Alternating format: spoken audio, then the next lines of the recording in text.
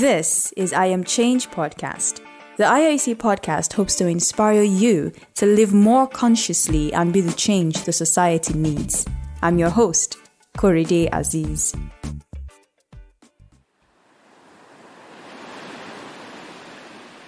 Droughts that cause wildfires, which then destroy crops. Ice, snow, and glaciers melting, causing the sea level to rise, which in turn causes erosion. And because of this, people lose their livelihoods. Add floods and extreme natural phenomena to the equation, and people lose their homes too, becoming climate refugees. When we use fossil fuels such as oil and coal, carbon dioxide and other greenhouse gases are released into the air. Why is this a problem? Well, because these gases trap heat within the atmosphere, leading to the rise in average surface temperatures on Earth. This phenomenon is referred to as climate change or global warming, and the ecosystem suffers for this. Climate change has been a hot topic around the globe for several decades, but why do we need to bring it up in a time like this when the world is fighting a global pandemic? Some experts are of the opinion that countries may be able to meet their Paris Climate Accord goals because of the coronavirus pandemic. Why? Because we see in China, India, New York, and many other parts of the world, there has been a significant drop in air pollution because much industrial activity has been shut down. But should we be hopeful that this pandemic could be a win for Mother Nature, or is this false hope? Could this pandemic teach us a lesson about how we need to interact with nature? To answer these questions, I spoke with Olumide Idowu, co-founder, International Climate Change Development Initiative, ICCDI. Hi, Olumide. Thank you so much for joining us on I Am Change podcast. I'd like us to start with what you do and what kind of work your organization does. Hi, thank you very much. My name is Olumide Idowu. I'm the co-founder of International Climate Change Development Initiative, popularly known as Climate Wednesday. I'm also the youth focal point for United Nations Development Program on Small Grant Program. And I also stand as the Senior Communication Director for African Youth Initiative on Climate Change. And I'm an IVAP Fellow, Atlas Cup Fellow, and what of you? So basically, our organization is a leading voice of young people that helps to amplify their voices using technology, using different kind of online tools. And also we galvanize ideas and solutions towards community development. And that is what we're doing in ICCDI Africa. And we're present in Kenya, Cameroon, Togo, and Ghana. And our head office is in Lagos State. So this is what I've been doing for a couple of years, been happy to identify community problems, talking about issues on environmental issues that's linked to climate change and health and education. So our focus is just to get the young people have a conversation that is meaningful and that can change the idea and policy of Africa in general. Okay, thank you very much. You're welcome to the show once again. So, first things first, do you think there's any connection between COVID-19 and climate change? And if there is, what is this connection? There is, up to now, there is no direct connection between the issue of nature, climate change, either the emergency or the transmission of COVID-19 diseases. And this virus causing COVID-19 was not caused by climate change or by the kind of nature we live, and can be transmitted in all regions, whether hot or humid or cold or dry. This thing is something that is we've seen, and this means that the pandemic is not going to disappear on its own when the weather gets better, and that we have to do everything we possibly can do to stop it from spreading. So there's no direct connection between the so-called nature and COVID-19 diseases. Even though climate change did not cause the emergency of COVID-19, it's only indirectly make it effect of a current or a future pandemic worsen. So if I understand, you're saying that climate change can make the effect of the pandemic worse. Is that what you're saying? If you understand what I'm saying, I'm not saying that I'm trying to say that there's no direct connection between it. This is because it undermines the environmental condition we need for good health. Talk about the access to water, clean air, food and shelter, and places additional stress on the health system. Oh, okay. So just indirect effects. It's not indirectly made or no direct connection. Nigeria alone has already been hit at by climate change through what we know as the rising temperature, lower rainfall, which has been deliberated, and also they've made us to know the Nigerian Meteorological Agencies, NIMET, have given us the understanding of how Nigeria has been hit hardly on climate change. Okay, so what do we need to do then? Are we going to have to fight two battles? I mean, COVID-19 and climate change simultaneously? What we just need to start doing is start taking those precautions of the COVID-19 pandemic that is being stated by NCDC or the CDC in every country. But looking at climate change or looking at the nature, it doesn't wait for anybody. There's no time. There's time, yeah. And climate change, there's time for us to see the effects. But this COVID-19 doesn't give you any sign or any time. It comes and it has been killing. So climate change or the nature itself, you can see it shows time and it's influenced by actions of human beings. But my aim, my conversation here is that there is no direct connection between this issue and the COVID-19 emergency disease that we are looking at. Yeah, I get that. So in places like China and India, the air has gotten so much cleaner. It seems the pandemic, ironically, may be good for the environment. Do you think that seeing these changes could make people or governments especially take climate change issues more seriously after all of this is over? I think I need to make it very, very clear that before the global pandemic, what has our government, what have they been doing? Are they really conscious about our health? Are they really conscious about our environment? Are they even really conscious about kind of policies that they put in place? So I would say that this global pandemic doesn't actually give our leaders the sign of protecting the nature, but is sending a signal to let we as a citizen, as an individual, both the country you call China and India, to understand that if we take urgent action when it comes to our environment, the effect and the result of it on human will surely come to pass. And I will tell you that this global pandemic doesn't mean that after everything has gone down, we've relaxed the lockdown, everybody goes on with his own normal activities. I bet you that pollution will still continue. Wow, that is not encouraging at all, but there has to be some sort of solution, don't you think? My solution to this, and what I think is the best for our leaders and we as a citizen, is to start looking at how can we start providing alternatives. When I say alternative, what are the alternatives to all the issue when it comes to nature, come to climate change, come to environmental issues? All these alternatives have been there before the global pandemic started.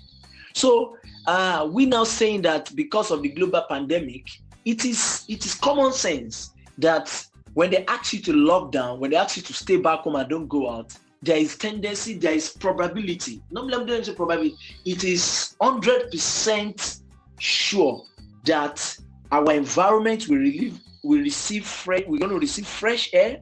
We're going to see cuts in air pollution. We're going to see a lot of activities that are supposed to be effect on issue on environment. They'll be moving fine. You see animals. Yeah, we have been seeing pictures of animals moving, coming out, relaxing and doing everything.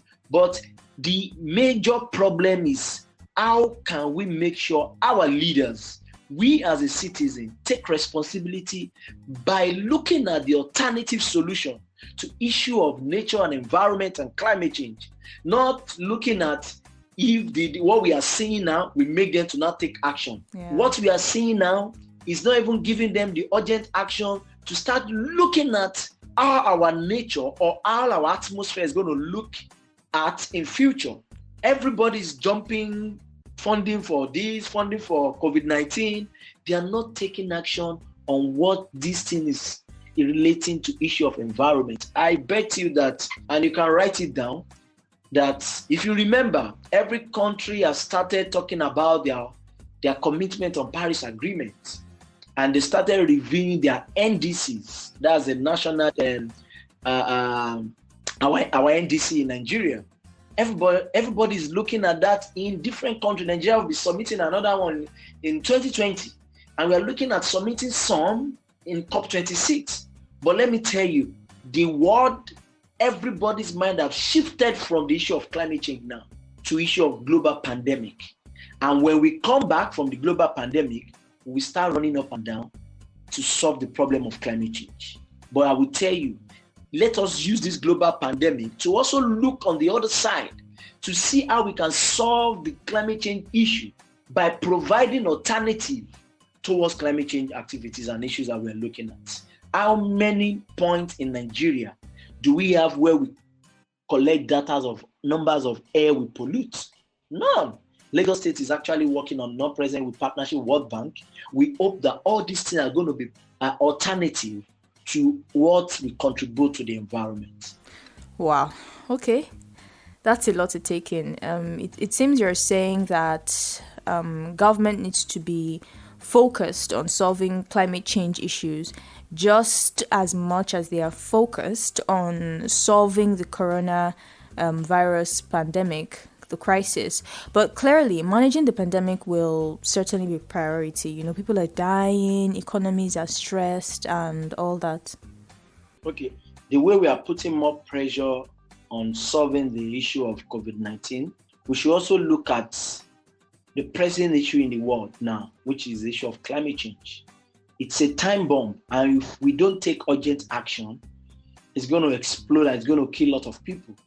And killing a lot of people means that it's going to affect people, majorly the vulnerable people.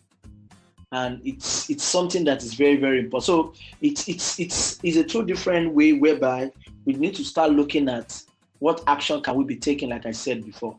So climate change is a time bomb, and we need to make sure we take urgent action now.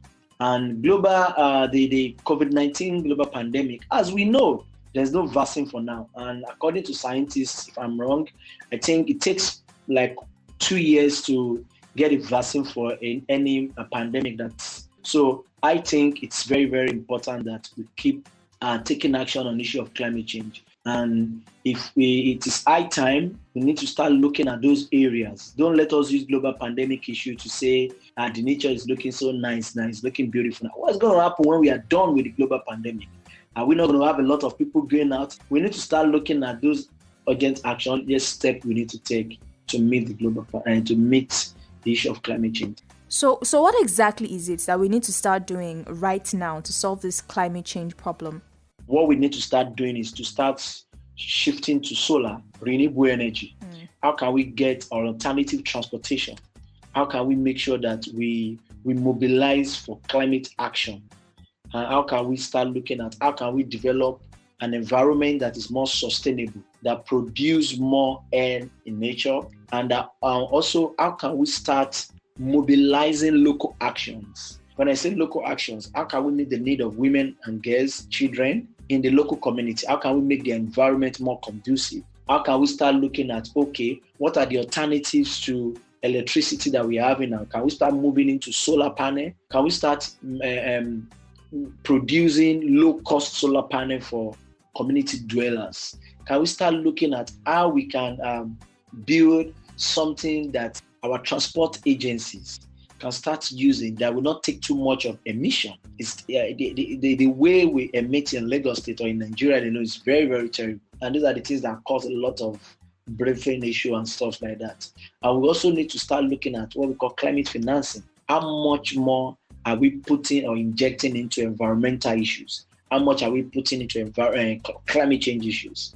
And lastly, our policy on climate change policy of Nigeria is very, very important that we review it and we start taking action on those policies, so that we'll be able to know how to talk about issues that we are looking at.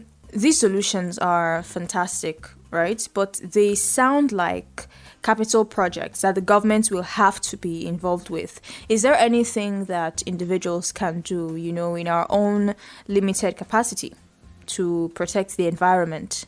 Okay, thank you. This is what I always tell my fellow friends, fellow youth, every community I go to, is that when we are talking about, you want to tell people about climate change, start telling them about environmental issues that's related to what they have in their community.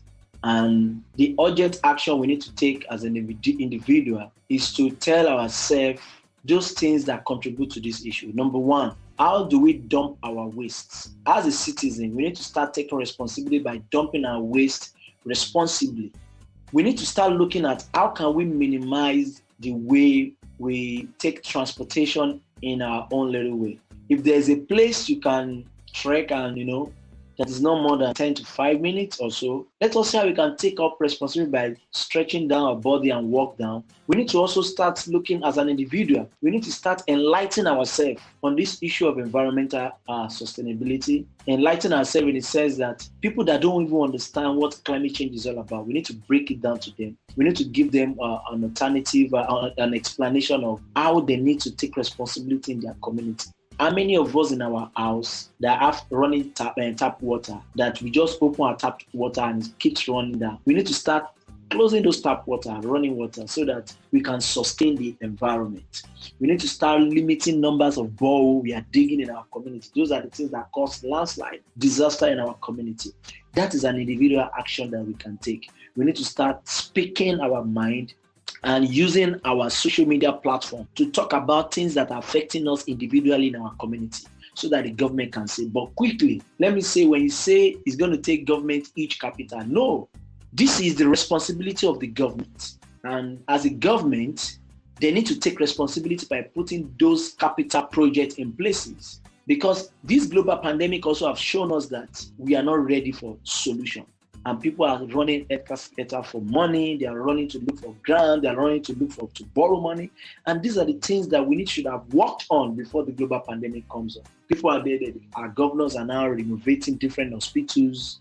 These are things that are supposed to have done for years. So that is another thing that, as a citizen, we need to start using our voice to drive action, to talk about things that are not well done in our community. Another thing, again, is start looking at how we can make them accountable and transparent concerning the issue of climate change. Because I mentioned climate finance, there are a lot of financial finance for climate change projects. So individual, locally, speak out, dispose your refuse responsibly, sort your waste in a good manner, and take responsibility.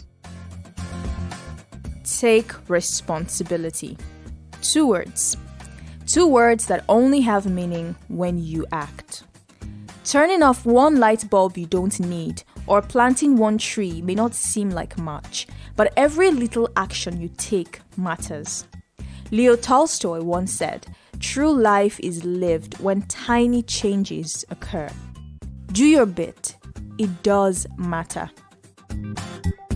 IAC Podcast is on Facebook, Twitter, and Instagram.